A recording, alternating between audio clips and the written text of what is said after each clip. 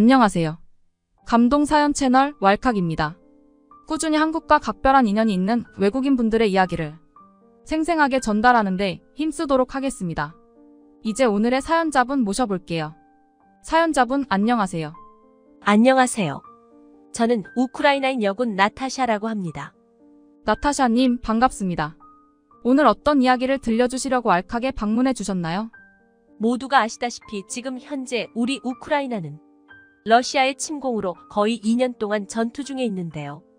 미성년자였던 제가 생전 처음 이런 끔찍한 소식을 들었을 때는 정말 무섭고 두렵고 눈치를 살살 보면서 혼란을 피하려고만 했답니다. 그것은 우리 또래 친구들도 마찬가지였답니다.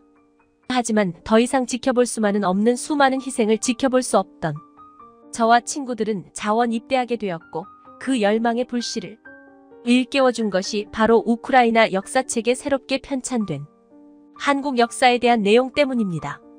저는 오늘 여러분에게 이와 관련된 얘기를 전달드리고자 이곳 왈칵을 찾아뵙게 되었습니다.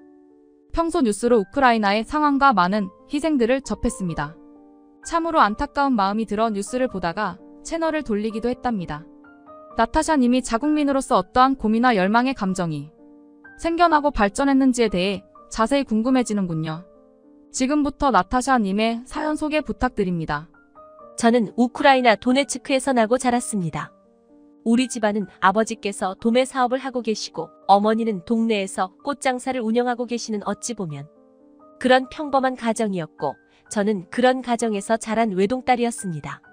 저는 청소년기가 되고 나서 우크라이나 사회에서 나타나는 여성 차별주의와 소수자 차별에 대한 관심이 많이 생기게 되었답니다. 21세기가 되었고 다른 서양 나라의 경우 같은 남자를 좋아하거나 여자를 좋아하는 그런 지향성에 대해서 인정은 아니더라도 이해를 많이 받고 있잖아요.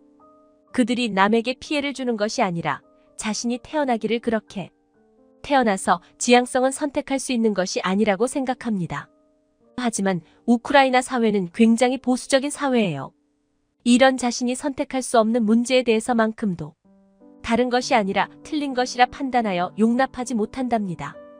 그것은 당연히 남녀 차별에 대한 부분도 심각하게 번지게 되는 것이죠. 여성으로 태어난 것이 우리 여성들이 선택한 것이 아니잖아요. 왜 여성들은 남성들보다 직장에서 일을 더 잘해도 승진이 안 되는 것이고 사회적으로 대우를 전혀 못 받는 것일까요? 제가 지금 관심을 가지고 있는 한국만 해도 여성 인권이 많이 발전했다고 들었어요.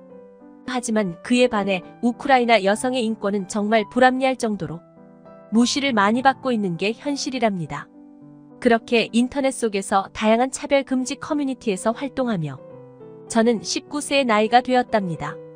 그리고 우리 우크라이나에게 모두가 아는 시련이 일어나게 되었습니다. 푸틴이 있는 러시아는 우리 우크라이나가 자신의 뜻대로 되지 않자 무력 공격을 시작하게 된 것입니다. 아마 여러분들은 모를 것이에요. 그때 엄청난 미사일이 학교 위에서 굉음과 함께 날아다니고 탱크 소리에 귀가 찢어질 듯한 느낌을 받는 거요. 참으로 무섭고 공포스러웠겠습니다. 마치 우리 6.25 때 할머니, 할아버지들이 어릴 적 느꼈던 것과 비슷했겠죠. 네, 그럴 것 같네요. 그때 우리 또래 여자들은 정말 실감나게 무서웠답니다. 전쟁에 대한 공포와 두려움도 두려움이지만 전쟁에 싸울 군인으로서 징집이 될까봐 그것이 더 두려웠죠. 아직 꽃다운 나이에 공부를 하여 좋은 대학에 입학할 것을 꿈꾸던 소녀들이 하루아침에 전쟁에 나가야 할 공포감에 휩싸였으니깐요. 평소 차별주의에 대해 관심이 많던 저는 그때 왜 그랬는지 모르겠지만 정말 징집이 되는 것을 두려워했답니다. 아마도 이것은 그동안 남자들이 우리 여성들에게 했던 많은 차별들을 남자들이 군대에 가서 적과 싸움으로써 우리 여자들을 보호해주며 그동안의 차별들을 보상해주기를 바라는 마음이었을지도 모르겠습니다.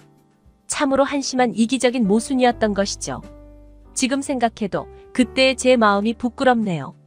저와 또래 친구들은 어떻게 하면 징집에 붙들려가지 않을 수 있을까 주변 눈치를 보면서 학교 생활을 했답니다. 다른 나라에 은밀히 도망을 갈까 고민도 할 정도니깐요. 아무 머리 위에 날아다니는 미사일들을 보며 공포감에 압도당하여서 그런 생각이 드는 것은 어찌 보면 당연했을 수도 있겠네요. 저와 어릴 적 단짝으로 지내던 친구는 몇 년 전에 오스트리아로 아버지 일 때문에 떠났거든요.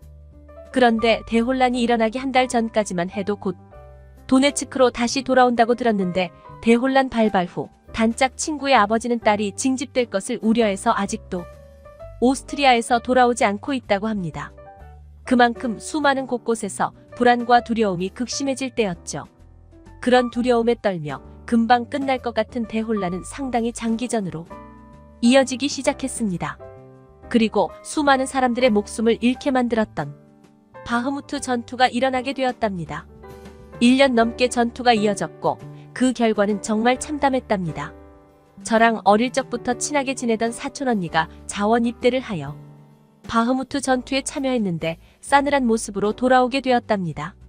또한 남성뿐만 아니라 수많은 여성들이 민족을 위해 자원하여 싸우다가 목숨을 잃게 되고 저와 나이가 비슷한 아이가 전쟁에 나갔다가 신체 중 한 부분이 불구가 되어 돌아왔는데 이렇게 가만히 있을 수 없다며 러시아를 향해 계속해서 대응해야 한다며 다시금 전쟁터에 나가려고 하는 그런 모습들을 보게 되었습니다. 그런 모습들을 보며 저는 제 자신이 미워지기 시작했습니다. 저렇게 우리 민족을 위해 싸우려는 여성들이 많은데 왜 나는 평소에 사회의 차별에 관심만 많았지 이 나라를 위해 군 입대를 자원할 생각을 하지 않는 것인지 싶어서요. 스스로가 어떻게 해야 할지 많은 고민을 하고 있을 찰나 저는 새롭게 편찬된 우크라이나 역사 교과서를 보고 제 마음속에 숨겨져 있던 뜨거운 열망이 불타오르기 시작하게 됩니다. 그 교과서 안에는 한국이 수많은 세월 동안 남쪽으로 침범해오는 중국에 대항하여 항전했던 수많은 전쟁과 승리에 대한 내용이 담겨 있었어요. 한국은 땅덩어리도 작고 중국에 비해서 사람도 적고 군사력도 떨어짐에도 불구하며 수많은 전쟁에서 끝끝내 자신의 땅을 지켜낸 민족이었던 것이에요. 과거의 고구려와 수당과의 전쟁에서 승리한 이력, 그리고 서희의 외교 담판, 무엇보다 1950년 6.25 전쟁 때 북한을 지원한 중국의 침략을 온전히 막아내었던 한국의 끈기와 열정, 그리고 남자뿐만 아니라 조국을 위해 여자들까지도 남자들을 도와주기도 하며 스스로 발벗고 싸움에 참여하는 모습들, 이런 다양한 모습들을 보며 저는 제 안에 뜨거운 무엇가를 발견하게 되었고 저는 마침내 자원 입대하게 되었습니다. 저는 군대 안에서 현재 남자들보다도 더 우수한 군인으로 활동 중이랍니다. 바흐무트 전투 1차전이 끝나고 2차전에 참여하여 탱크와 한몸이 된 채 러시아를 향해 나아가는 제 자신을 볼 때면 왜 진작 용기를 내지 못한 저에 대한 후회가 넘쳐오르더군요. 남군들과 함께 러시아 진지 속으로 몸을 던져서 적을 무찌르고 다른 여군들을 구해내고 보호해내는 것이 너무나 마음 아프면서도 뿌듯하게 강한 열정이 생겼답니다. 우크라이나의 결사항전을 아직도 계속해서 이어지고 있습니다. 전쟁의 장기화는 계속해서 이어져서 적어도 1년은 더 싸워야 될 거예요.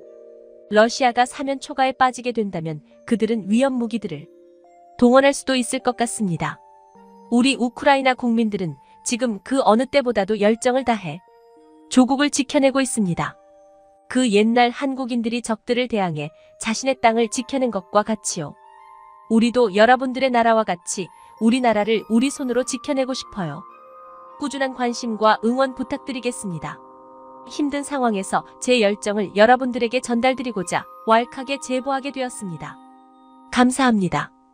나타샤님의 감동 사연 잘 들었습니다. 멀리서 나타샤님과 우크라이나 국민들을 항상 응원하겠습니다. 지금까지 그 감동 사연 채널 왈칵이었습니다. 감사합니다.